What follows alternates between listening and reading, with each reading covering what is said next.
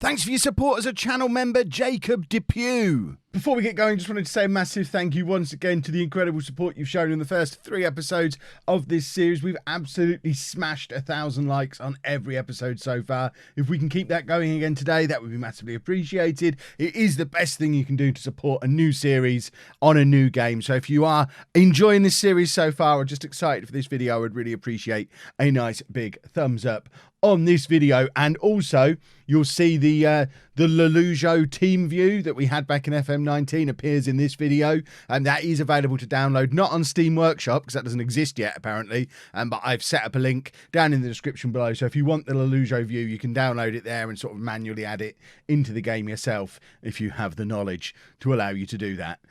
Let's get into the video. Hello and welcome to part 4 of my FM20 beta save with Manchester United. I'm Kevin. Coming up on today's episode, we have 2 matches for you. One away against bottom of the table Aston Villa, and one away against local rivals Manchester City, who are just 1 place above us in the league. We are the only unbeaten team left in the Premier League. This is what our season so far is looking like. I think you were with me as far as Braga. Since then, we picked up a few more wins. We had a few more opportunities to play rotated sides. You can see Daniel James picking up a goal in the Europa League there. We really struggled to get past Wigan with a very rotated team. You can see just how rotated I went in that game. Perhaps rotation went a little bit too far there, but the rotated team once again in the Europa League against Maccabi Tel Aviv. We have now won our group and qualified for the next round of the Europa League with 2 games to spare, and Mason Greenwood is still our top scorer. No goals in the Premier League yet,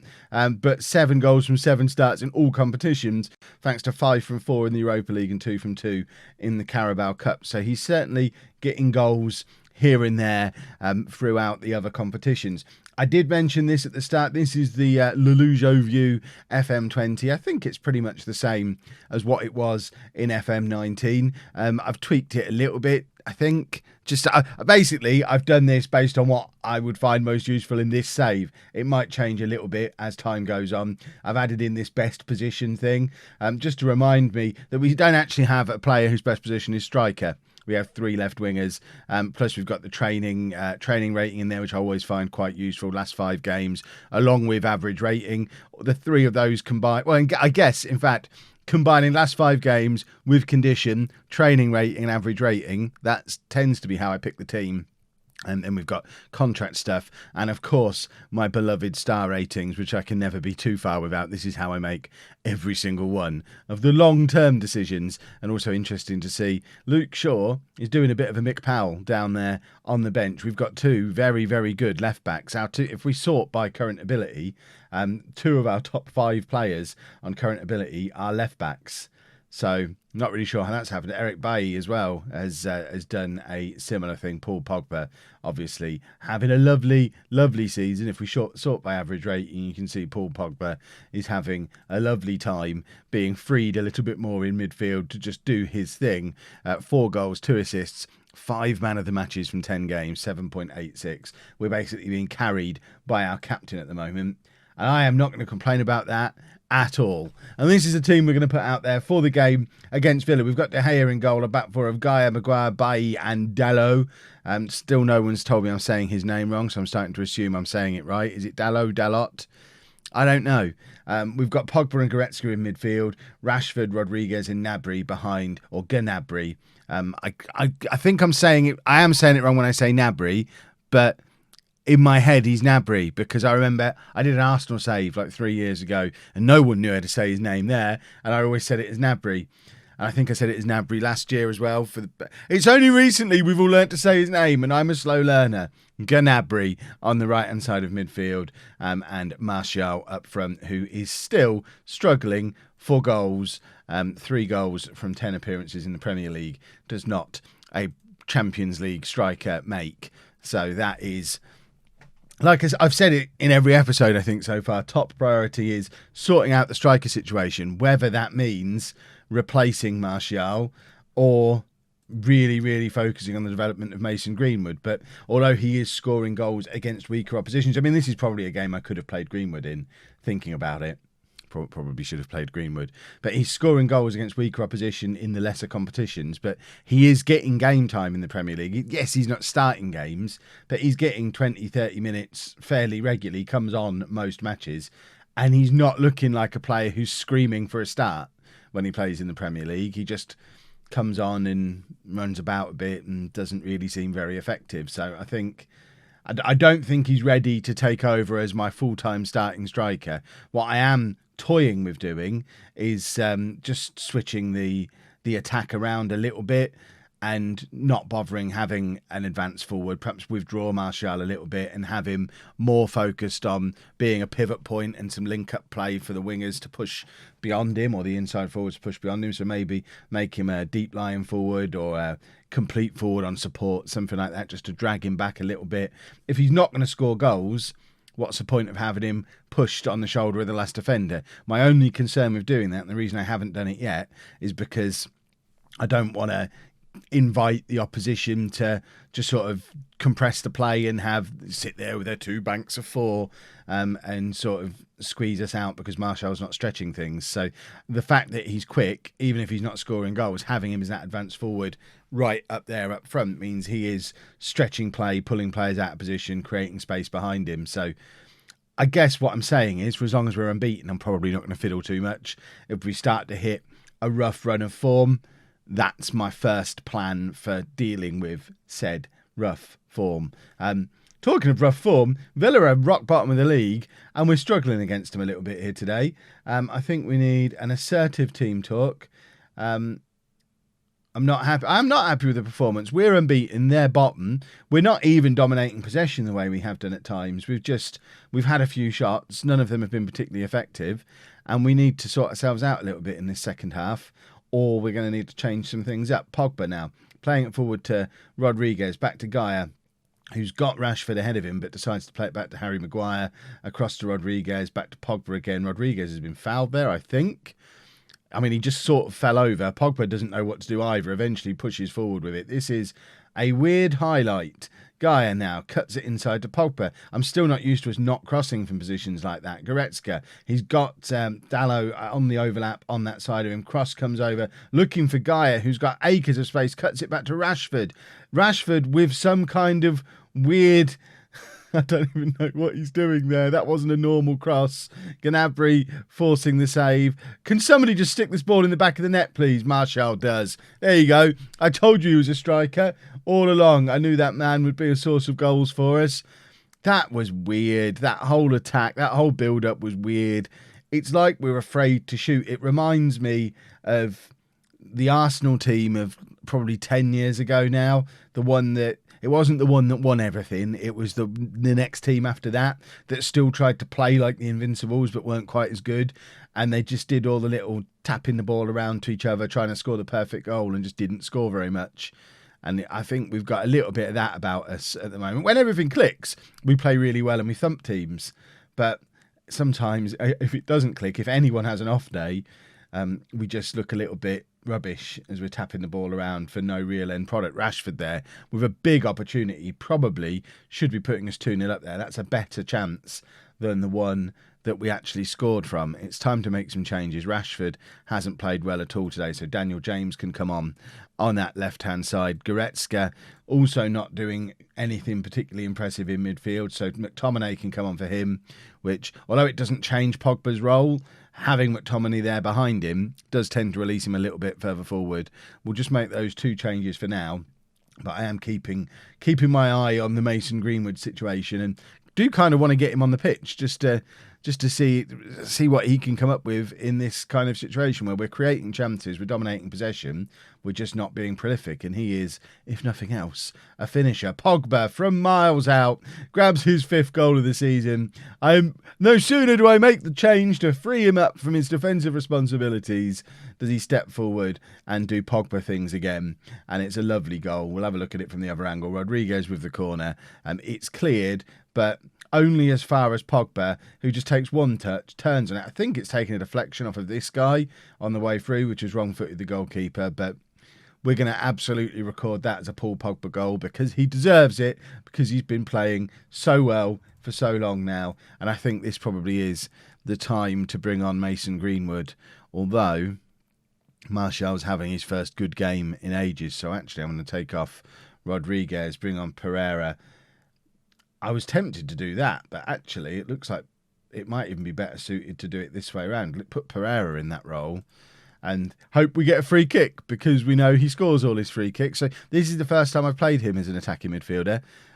He's normally only really played as part of the midfield too in the cup competitions. He's not had much of a look in the Premier League just yet, but there you go. We'll give him the opportunity to come on and have 10 minutes and show me why he should start. He did none of those things. I am pleased with the performance. So, yes, we made it look hard work. Yes, we took our time, but you can't get away from the fact that 11 games in, we're still unbeaten. We're 3 points off the top of the league, and I'm pretty sure Manchester United would take that in real life. The big test now, of course, is that we're going to go to Manchester City, the first real top team we've played. We've had a very generous start to the season, but now we're playing two top teams back-to-back in the Premier League. We've got Manchester City, we've then got a weird cup game, and then we've got top of the table Arsenal. So let's see how we got on against City, I guess. See, I feel like this is going to be the first big opportunity for you all to criticise me on FM20. I can feel it coming, because I should probably be going to Manchester City and counter-attacking. But I look at that and think, we're really good. We're a good team. But we're about to have a test against an actual good team. So if we get thumped here, then at least we know what to do against big teams in future. But we have to try the tiki-taka against the good teams, because it might just work. There's one change to the side. Shaw coming in for Gaia, because they're both awesome, and I don't know which one's more awesome. If you're wondering why Wan-Bissaka's not playing on the other side, he is injured. I've not forgotten that he exists. He is very much my starting right back when fit, and he's made his England debut as well, which is very splendid. But let's get into the game. Let's see how we can out tiki-taka Pep Guardiola. I'm sure it will be fine. I mean, that team looks quite good, doesn't it? We'll be all right. We'll be fine. Team talk. Go out there, carry on where you finished off in the last match. There we go. We've motivated some players. That is an important start. Presumably with the match on the telly as well, because it looks like we're the only game on at the moment. So let's go out there and win the Manchester Derby by going away from home and playing tiki-taka. I didn't think I would be doing weird things like this early in FM20. That was a terrible pass, and Gnabry's in, and he scores with less than a minute on the clock, and Man City handed that to us on a plate. A third goal of the season for Serge Gnabry, and it's Manchester City 0, Manchester United 1 after a minute. Now do we go counter-attacking and just shut up shop for the rest of the game? I don't know if we're good enough to do it, but that was terrible from Walker. What was he thinking? And 1-0. Can we have a final whistle now, please? We don't need to see the rest of the match. Although if we're attacking, I don't mind seeing it. Goretzka plays it to Pogba. Pogba back to is it Bailey? I think it's I've never been able to say his name. Rashford. I'm pretty sure it's not Bailey, is it? Or is it? Oh dear. Aguero. He's quite a good player, isn't he? De Gea manages to make the save, but I'm pretty sure it's not going to end well for us if we continue playing up with our back four on the halfway line like that and letting them in behind us. And that felt offside. Fernandinho's basically on the goal line there as he took. I think, yeah, it has been disallowed. Excellent. Do we get a replay? We do. He was very offside, and it's Raheem Sterling with the original header. I mean, it was going wide, to be fair, but Fernandinho just turns it over the line, but he was offside. So, no. It's still 1-0 to us. Excellent stuff. Right, City with another attack, it seems. Well, Harry Maguire's intercepted there, plays it back to De Gea. And is this going to be a nice little Manchester United counter-attack? No, because we've given the ball away again. But now we've got it back again. Pogba with a pass almost as terrible as the one Kyle Walker did for City. And I don't really know whose highlight this is yet. We're in behind. It's with Gnabry. He's in again. I thought he was going to score again there. There's an intercept. Is there an interception? Was there some kind of deflection? There was. We've got a corner. It's Rodriguez to take. Corner. Swings him towards Pogba. And I thought he'd scored too. I don't know if my eyes are off or the match engine is a little bit off today, but I can't work out the depth of the football. Corner comes in again. It ends up with Rashford. Back to Rodriguez. That smelt a bit offsidey as well. I think it has been given offside. Yep, there you go. I mean, that's the sort of nonsense that I do in FIFA. How does Marcus Rashford not see that Rodriguez is offside there? Footballers are so dumb sometimes. Right, Manchester City are currently fired up by a touchline shout. Dare I praise? I think I will. I normally only praise when we're 2-0 up, but I can praise at 1-0 away against Manchester City. I think that's reasonable. I fired them up. I've motivated them. I'm going to out motivate Pep Guardiola. They've picked up a second injury in the first half here. We're not being particularly rough with them. They're just made of paper, I think. There's another break here, and it's Aguero in again, and this is exactly what we feared, and he's missed again. I mean, he didn't miss the first one. De Gea saved it, but still, Aguero's furious at half-time there. I would assume furious with himself because he's had two very good opportunities. If he'd have been on form, Manchester City go in ahead at half-time. As it is, we're leading and Aguero is grumpy. They're all fired up by whatever Guardiola said to him at half-time. My lot are motivated. I'd prefer fired up to motivated, but I can live with motivated as long as we continue winning the game. My thought now is, at what point do we drop back and counter-attack? Because obviously the moment we do that, that is going to invite them on to attack us even more. And as you can see, it's a very, very even game. This isn't the story of any other game we've had this season when we've dominated possession and just basically been able to pick our moment to grab a goal. Maguire and Pogba both kicking at Manchester City players there, neither of them coming away with the ball, and it's City down this right-hand side through an injured Kyle Walker trying to redeem himself. Cross comes in, Aguero's hit the crossbar now, and that is an outstanding save from De Gea. That was ridiculous, and immediately we're at the other end, a free kick Rodriguez, can't say his name now. This is one of the easy ones. And this is end-to-end stuff. What a derby. Tell you what, if you're watching this match on telly, we've had a player sent off now with half an hour to go. Oh. And we even got the assistant manager thing a second ago saying, you should tell Diogo Dalot to ease in on tackles. He's already been booked. And he's being skinned by the Manchester City wingers constantly. Right, we've got Lindelof who could come up. We don't really have anyone who can come on and play right back. Can either Shaw or Gaia go over that side? He's left only. Gaia is left only. Can any of you lot play right back? Is the game going on still? It looked like stuff was going on right. He can potentially play right. Why is the match going on? That seems unreasonable. Maguire I don't want at right back. So I think we're going to bring on Lindelof. I guess for Rodriguez or maybe Rashford. Can we stick him out there? Not very well. Let's take him off. Bring Lindelof on. And I think we're going to stick him there. And get him back covering. We don't really want him to be a wing back, but at the same time. Oh, this is horrible now. Right, we're going to go to our counter-attacking system. I want to get McTominay on as well. But I don't know who for. I think for Rashford. I'm going to stick 3 in midfield. So he's going to do that. He's going to do that. And he's going to do that. And then Gnabry. Can he just tuck in there?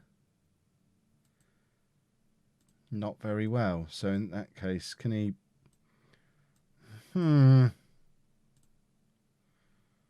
Which side is he better on? He's better that side, isn't he? So if we put him over there doing that, and hopefully these two can then help protect him a little bit. I'm just going to tell him just to stay back. So just be a full-back rather than a wing-back. 20 minutes we've got to survive playing an unfamiliar tactic, unfamiliar system, and I've fiddled with it and made it look weird, and we're down to 10 men. Our undefeated run might be coming to an end. He says 1-0 up with 20 minutes to go. I am not feeling confident right now, and Look at this. They're just spraying the ball from side to side. We've gone so narrow and they're so good wide. And it's half an hour to go, not 20 minutes to go. And this is a huge problem now because their wide players are going to destroy us. I don't want to see that. Oh, I don't know what to do. I don't know what the right thing to do is here. Right. Gnabry, do something fun. Oh, in fact, that's a lovely pass for Martial. If we can grab another goal here, that would be ridiculous. A penalty, anyone? We have won a penalty. We're going over to the little telly, I think. We've won a penalty. It's Martial to take for his second goal of the episode, if he can score this. Go on. Tuck it away. An immediate response. It's City 1, United 2, and a 5th goal of the season for Martial. I told you he was a goal scorer. No one believed me. But we've gone back ahead. I'm still acknowledging the fact that we're going to get destroyed by their wide players playing the system that we're playing. But might we just get away with it? I don't know. I don't think we're going to.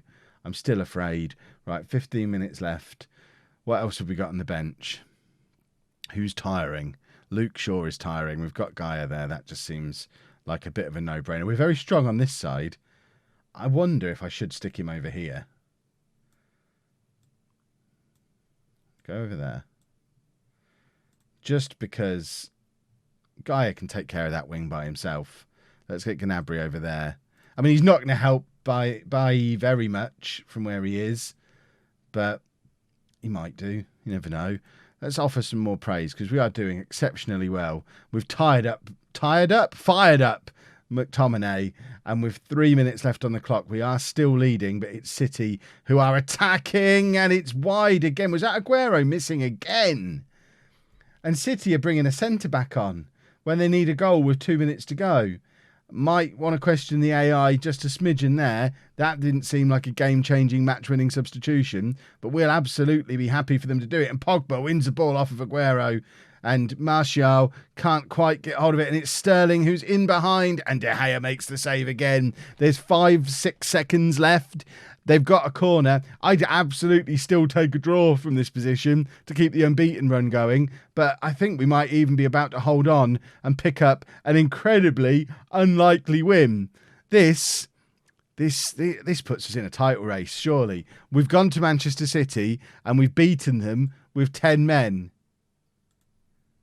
That was awesome. We're level on points with Arsenal at the top of the league. We're still undefeated. We are playing Arsenal next. In an ideal world, I would show you that game as well, but I don't want to slow the season down too much. I think what we're actually going to do is race forward to Liverpool. So I think Liverpool is probably... I probably should have showed you City and Arsenal today, but there was a cup game in the way. I'll do Arsenal offline. We're going to go ahead to Liverpool now, and fingers crossed still be in a title race at that point. But the Premier League, after that performance, looks like that. And we are very much in a title race, boys and girls. And that's without even having a striker. If you've enjoyed that, please make sure you leave a nice big thumbs up on there for me. Subscribe to the channel for daily FM20 videos. And thank you very much for watching.